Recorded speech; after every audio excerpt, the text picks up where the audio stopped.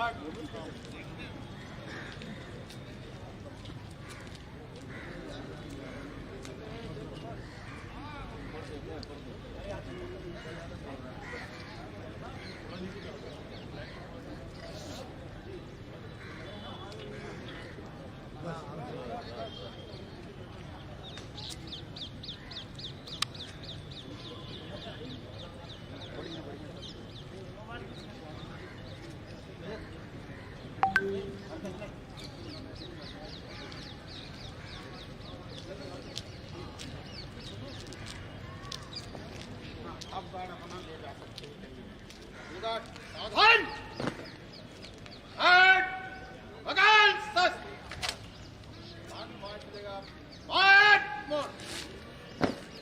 से चल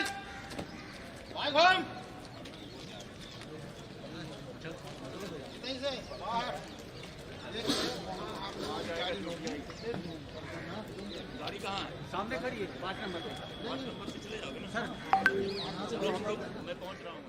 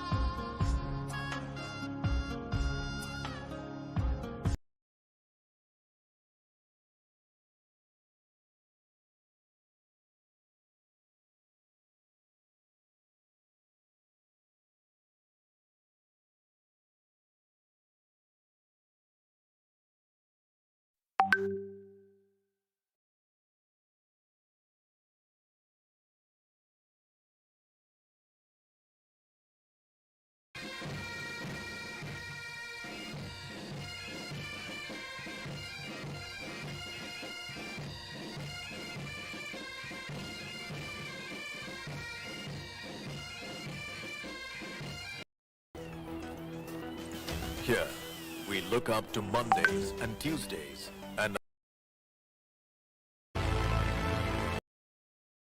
जवाहरलाल नेहरू स्टेडियम में इकट्ठे हुए तो यूं लगा कि जैसे भारत की विविध वर्णीय संस्कृति के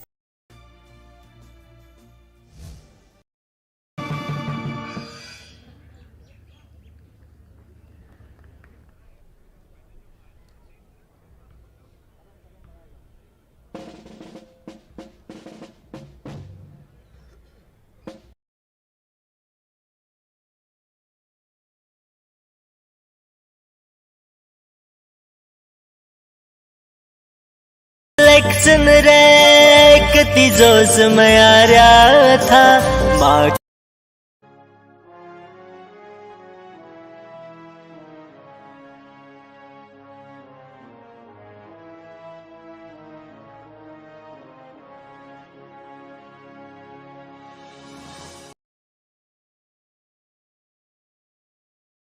निर्माताओं के चरणों में विनम्र आदरांजलि है।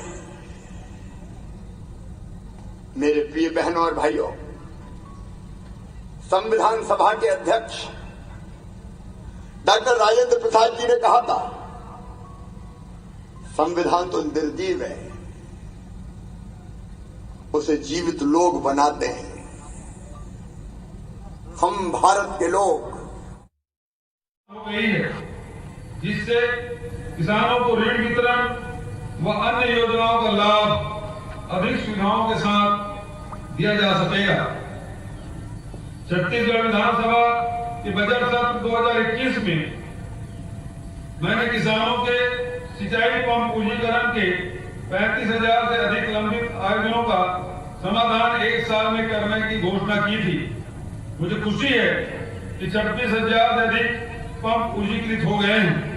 शेष पर तेजी से कार्रवाई की जा रही है ताकि मार्च 2022 तक ऐसा कोई भी प्रकरण लंबित न रहे। पहले हमने 1 नवंबर 2018 तक किसानों का लंबित 244 करोड़ रुपए के सिंचाई जल कर माफ किया था। दूसरी बार 20 जून 2021 तक पुनः 80 करोड़ रुपए सिंचाई कर माफ कर दिया है। इस तरह कृषि ऋण माफी, सिंचाई हेतु निःशुल्क विद्युत प्रदान, अनुदान जैसे आर्थिक राहत में विस्तार किया गया है। जाहिर है किसानों को सुविधा देने के हर मामले में हमने संवेदनशीलता के साथ तत्परता से कार्रवाई की है। छत्तीसगढ़ की ग्रामीण आबादी का एक बड़ा हिस्सा कृषि मजदूरी पर निर्भर है, जिन्हें खरीफ सीजन के बाद रोजगार का संकट हो जाता है। ऐसे भूमिहीन कृषि मजदूरों के लिए हमने राजीव गांधी ग्रामीण भूमिहीन कृषि मजदूर न्याय योजना के तहत इस वित्तीय वर्ष से लाभ देने की भी घोषणा की थी, जिसके तहत प्रति वर्ष 6,000 रुपये प्रदान करने का प्रावधान है। दिसंबर 2022 में विशेष ग्राम सभाओं से पात्र हितग्राहियों का अंतिम चयन हो चुका है।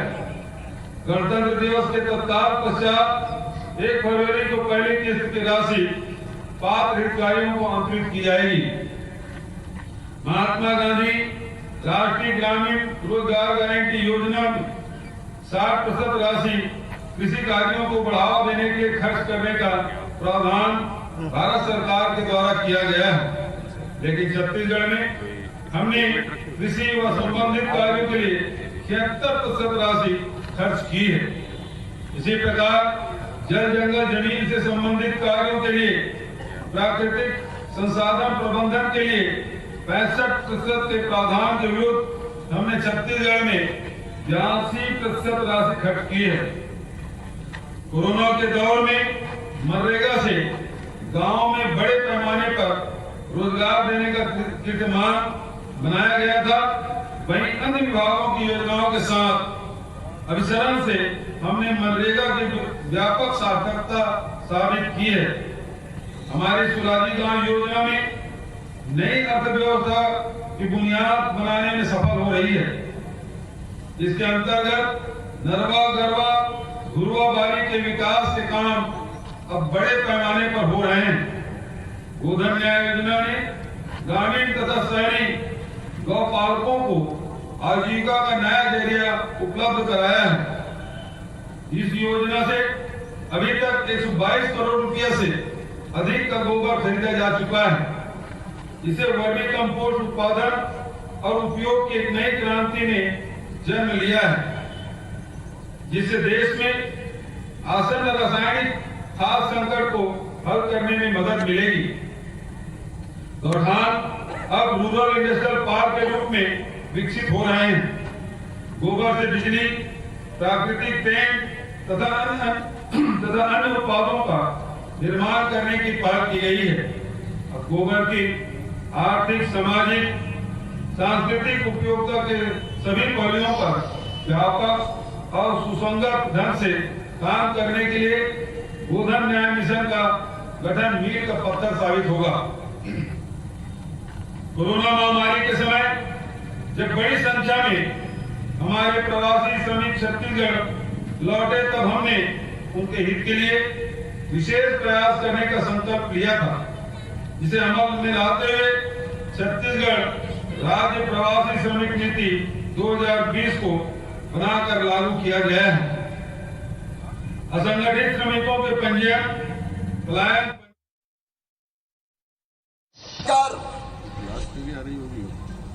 हम एक एक कदम बढ़ाते हुए आगे बढ़ रहे हैं। मुझे प्रदेशवासियों को बताते हुए प्रसन्नता है कि कभी मध्य प्रदेश सड़क में गड्ढे की गड्ढों में गड्ढा है का प्रदेश, सड़कों में गड्ढा है का प्रदेश कहा जाता था। आज 2 लाख किलोमीटर से ज्यादा शानदार सड़कों का निर्माण कर दिया गया। और अब हमारा संकल्प है अटल एक्सप्रेस वे बनाने का, नर्मदा एक्सप्रेस वे बनाने का। इंदौर की धरती से भी होकर गुजरेगा। ये केवल रोड नहीं होंगे, मध्य प्रदेश की आर्थिक प्रगति का रोड मैप होंगे,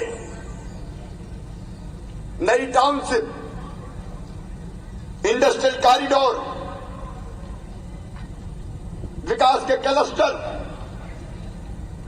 अलग अलग बना के हम औद्योगिकीकरण की नई शुरुआत मध्य प्रदेश की धरती पर करेंगे। भोपाल इंदौर के बीच में एक अलग इंडस्ट्रीज का हब बनाया जाए, उस पर हम तेजी से काम कर रहे हैं। न केवल रोडों का सवाल, कभी बिजली आती कम थी, जाती ज्यादा थी, 5000 मेगावाट उपलब्धता थी, आज बढ़ा के बिजली की उपलब्धता 21,000 मेगावाट से ज्यादा कर दी गई है।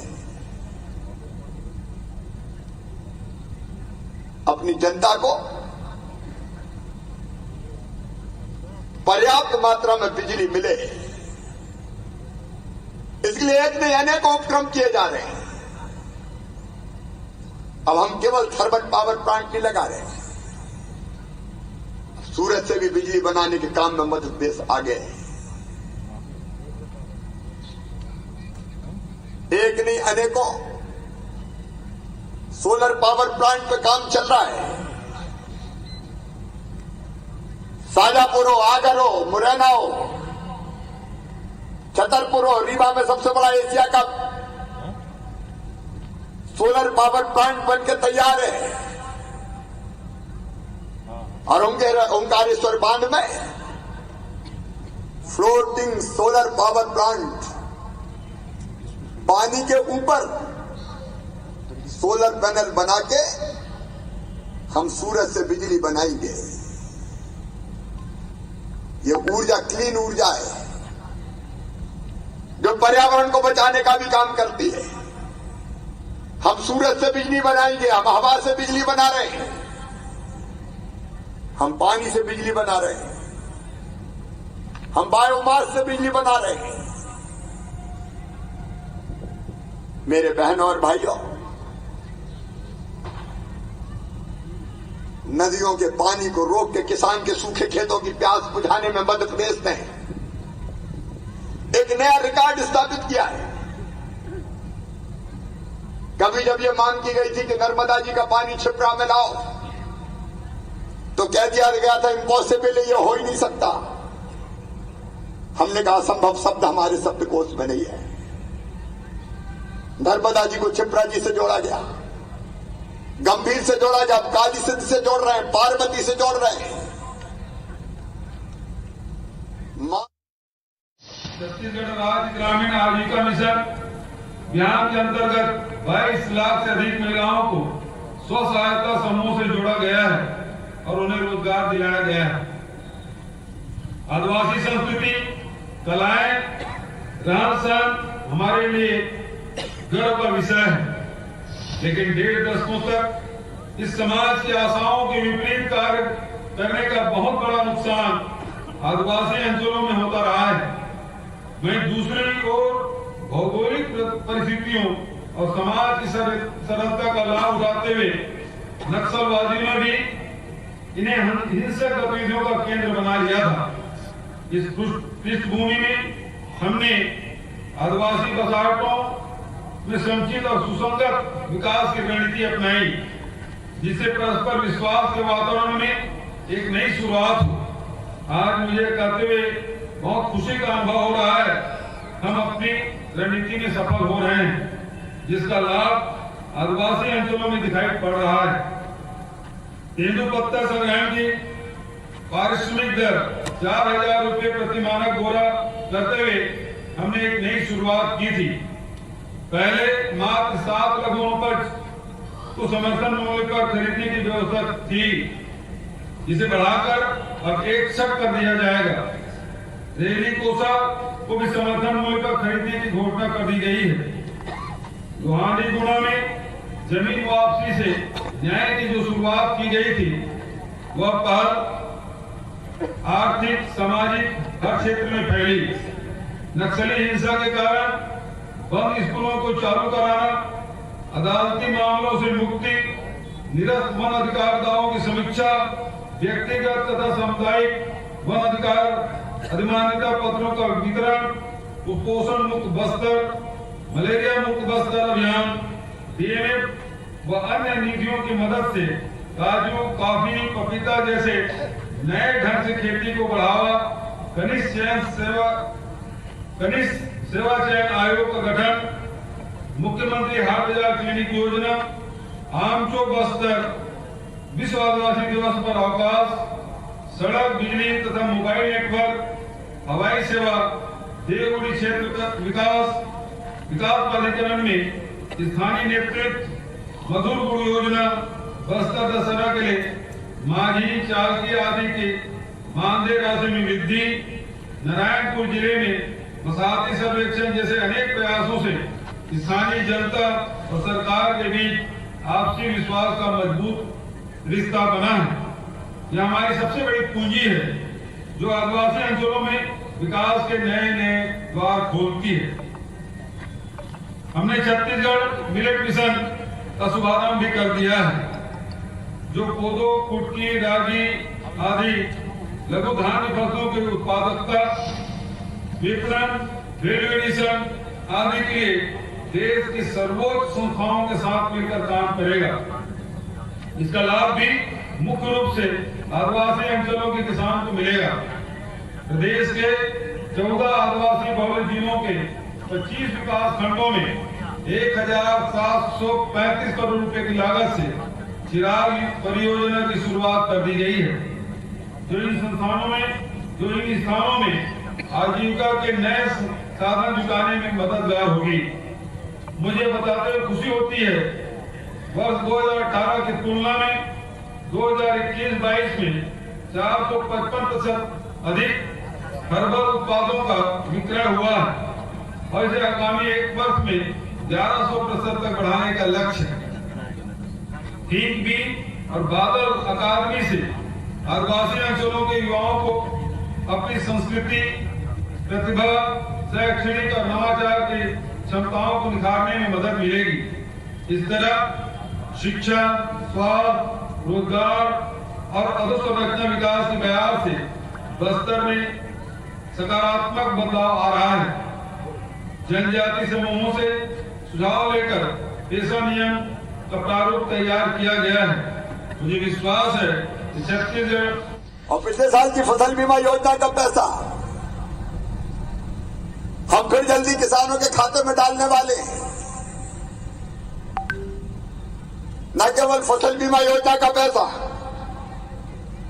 बल्कि प्राकृतिक आपदा में अभी जो नुकसान हुआ है उसकी राहत की राशि भी बहुत जल्दी आपके खाते में आने वाली है। मौसम की मार से अगर किसानों की फसलें प्रभावित होगी तो उनको राहत देने में सरकार कोई कसर नहीं छोड़ेगी। प्रधानमंत्री किसान सम्मान निधि, मुख्यमंत्री किसान कल्याण योजना का पैसा लगातार किसानों के खाते में जा रहा है। आज अपने प्रदेशवासियों से एक बात और मैं कहना चाहता हूं। लोकतंत्र का मतलब है ये जनता का राज है। भगवान ने जो संसाधन दिया वो सबके हैं। ये धरती सबकी, पानी सबका, जंगल सबके, खदानें सबकी, सबका समान अधिकार है। लेकिन सबके पास तो नहीं है। समाज में असमानता दिखाई देती है। एक तरफ जहां गगनचुंबी अट्टालिकाएं खड़ी देखते हैं, वहां दूसरी तरफ कई गरीबों को हम झुग्गी और झोंपड़ियों में निवास करते हुए भी देखते हैं। मेरे बहन और भाइयों, मध्य प्रदेश सरकार का संकल्प है कि सरकार के खजाने पर गरीबों का भी बराबरी का हक है और इसलिए हमारा ये संकल्प है गरीबों की जिंदगी हम कैसे बेहतर करें। रोटी कपड़ा, मकान, पढ़ाई लिखाई, दवाई, रोजगार का इंतजाम, ये सबके लिए सुलभ हो, ये हमारा संकल्प है। और से मेरे गरीब बहनों और भाइयों, सस्ता राशन देने की योजना, मुख्यमंत्री अन्नपूर्णा योजना और इसके साथ साथ कोविड के इस कठिन काल में निःशुल्क राशन देने का प्रधानमंत्री जी का गरीब कल्याण योजना, मुझे बताते हुए प्रसन्नता, 16,000 करोड़ रुपया एक साल में हमने गरीबों को राशन देने पे खर्चा किया है। 7 तारीख का दिन अन्नोत्सव का दिन होता है, गरीब को राशन प्रदान किया जाता है। आज मैं प्रदेशवासियों को ये संकल्प भी प्रदेशवासियों के सामने प्रकट करना चाहता हूं, हर गरीब का मकान उसका अधिकार है। हमने 28 लाख मकान अभी तक बनाए ग्रामीण क्षेत्रों में, 5 लाख शहरी क्षेत्रों में बन रहे, लेकिन अपने आवासीन भाइयों और बहनों को आज गणतंत्र दिवस के अवसर पर मैं आश्वस्त करना चाहता हूं, हमारी कोशिश से कोई गरीब झोपड़ी में ना रहे और जल्दी उनको पक्का मकान बना के दे दिया जाए। उसके गांव हो शहर हो, दोनों जगह हम अभियान चलाएंगे। एक और योजना जिसके संकल्प को मैं व्यक्त करना हूं, स्कूल शिक्षा से उच्च शिक्षा तक और रोजगार से लेकर संस्कार विकसित करने तक अनेक कदम उठाए हैं। स्वामी आत्मानंद अंग्रेजी माध्यम उत्कृष्ट शालाओं के तर्ज पर अब ऐसी हिंदी शालाओं की स्थापना भी प्रत्येक जिलों में की जाएगी। 5-6 वर्षों के बच्चों के लिए ऐसे स्थानों पर प्ले स्कूल बालवाड़ी की स्थापना की जाएगी, जहां आंगनबाड़ी और प्राथमिक शाला एक ही प्रांगण में हो। प्रथम चरण में ऐसे 6,000 से अधिक बालवाड़ी प्रारंभ की जाएगी। नवा रायपुर में अंतर्राष्ट्रीय स्तर पर उत्कृष्ट आवासीय विद्यालय स्थापित किया जाएगा। हमने बच्चों की जरूरतों को पूरी संवेदनशीलता के साथ समझा है, इसलिए कोरोना के कारण अपने माता पिता खोने वाले बच्चों के लिए मातारी दुलार योजना शुरू की थी, जिसके तहत 2,500 से अधिक बच्चों को 2 करोड़ रुपए की छात्रवृत्ति दी गई। इसके अतिरिक्त स्कूल फीस भी माफ की गई है।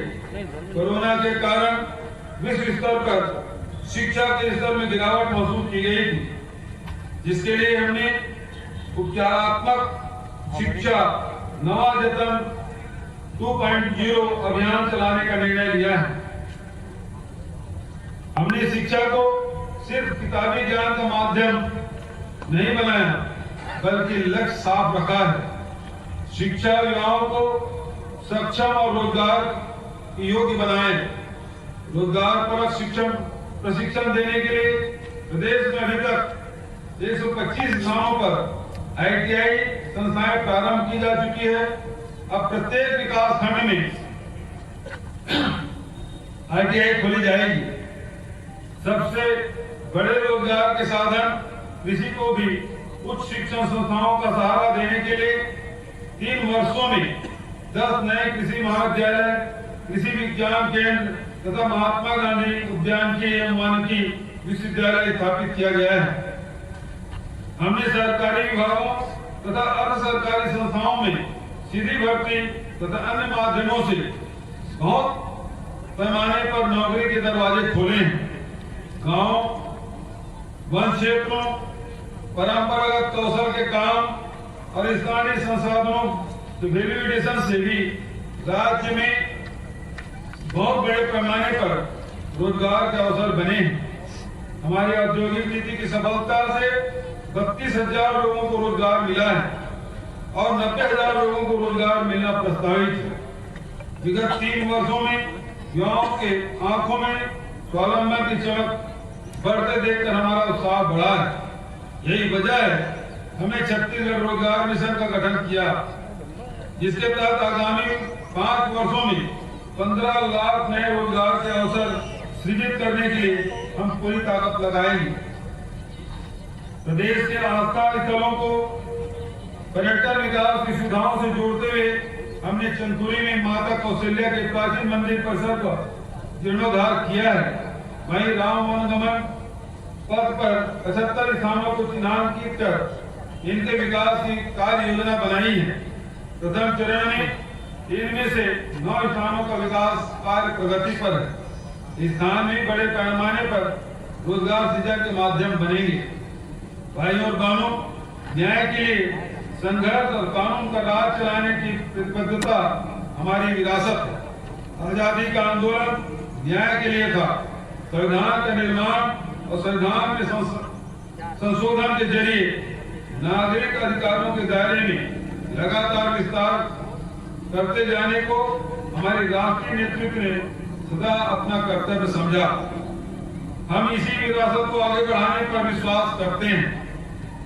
तृतीय लिंग युवाओं को पुलिस बल में भर्ती करना, बस्तर के जवानों को बस्तर फाइटर बल में भर्ती करना, सुरक्षा बलों की देखरेख में बस्तर के दुर्गम और नक्सल प्रभावित अंचलों में 5 गृह पुलों का निर्माण, मोबाइल टावरों की स्थापना, सामुदायिक पुलिसिंग के माध्यम से जनता का आत्मविश्वास बढ़ाना और इस सब के माध्यम से नागरिक सुविधाओं में वृद्धि को भी हम न्याय की दिशा में बढ़ते कदम मानते हैं। अगले साल तक 1 लाख नौकरियां और दी जाएगी। अलग अलग विभागों में रिक्त पदों पर भर्तियों का अभियान जारी है। लेकिन केवल सरकारी नौकरियां रोजगार की पूर्ति नहीं कर सकती, इसलिए प्राइवेट सेक्टर में भी रोजगार के अवसर हम पैदा करने का प्रयास कर रहे हैं।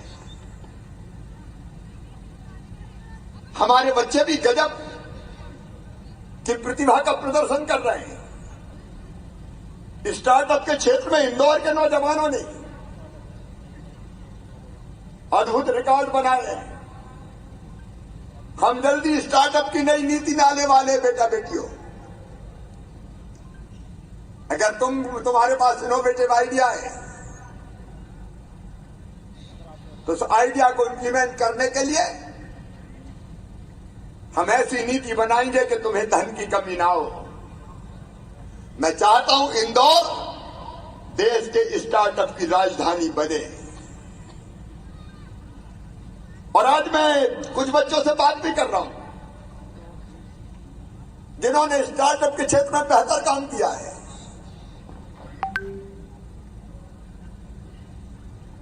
ग्रामीण आजीविका मिशन के माध्यम से हमारी बहनें आर्थिक रूप से सशक्त हो, इसके प्रयास लगातार जारी है। स्व सहायता समूह की, स्वयं सहायता समूह की बहनों ने अपनी मेहनत से एक नया इतिहास रचा है। लगभग 40 लाख बहनें इस अभियान से जुड़ी आजीविका मिशन के, और लगातार अलग अलग चीजों का निर्माण करके रोजगार के नए नए अवसर पैदा हो रहे हैं। उस काम को हम तेजी से आगे बढ़ाएंगे। मध्य प्रदेश में लगातार निवेश आ रहा है। इसी साल लगभग 38,000 करोड़ का आया है। बाकी फैक्ट्री पाइपलाइन में औद्योगिक हब के रूप में मध्य प्रदेश उभर रहा है। न केवल बड़े उद्योग बल्कि एमएसएमई की इकाइयां, 15 अलग अलग क्लस्टर बन रहे हैं, जिसमें नमकीन क्लस्टर जैसे क्लस्टर भी शामिल है। हम एमएसएमई के माध्यम से भी रोजगार के अवसर पैदा करेंगे। समाज के हर वर्ग का कल्याण ये हमारा संकल्प है। और ये पिछले दिनों अनुसूचित जनजाति के लिए हमने तय किया था पेशा कानून लागू करेंगे। उस पर कार्रवाई प्रारंभ हो गई। चिन्हित इलाकों में राशन आपके द्वार योजना प्रारंभ कर दी गई है। सिकल सेल एनीमिया के खिलाफ अभियान चलाया जा रहा है। अनुसूचित जनजाति हो, अनुसूचित जाति हो, 16 फरवरी को संत रविदास जी की जयंती से 14 अप्रैल डॉक्टर बाबा साहब अम्बेडकर की जयंती तक अनुसूचित जाति के कल्याण के अनेकों कार्यक्रम चलाए जाएंगे। सामाजिक न्याय, सामाजिक समरसता के साथ मुझे सामान्य वर्ग आयोग बनाया है, जो सामान्य वर्ग के भाई और बहनों के कल्याण के लिए सुझाव देगा। आर्थिक रूप से कमजोर सामान्य वर्ग के बेटा बेटियों के लिए 10% आरक्षण लागू किया जा चुका है। पिछले 8वां, नवयुवाओं को नई सुविधा देने के लिए मैं घोषणा करता हूं कि प्रदेश में लर्निंग लाइसेंस बनाने की प्रक्रिया का सरलीकरण किया जाएगा और इस हेतु वृहद स्तर पर परिवहन सुविधा केंद्र प्रारंभ किए जाएंगे। इन केंद्रों को न केवल लर्निंग लाइसेंस बनाने हेतु अधिकृत किया जाएगा, अपितु इन केंद्रों में परिवहन विभाग से संबंधित समस्त सेवाएं नागरिकों को अपने निवास के पास मिल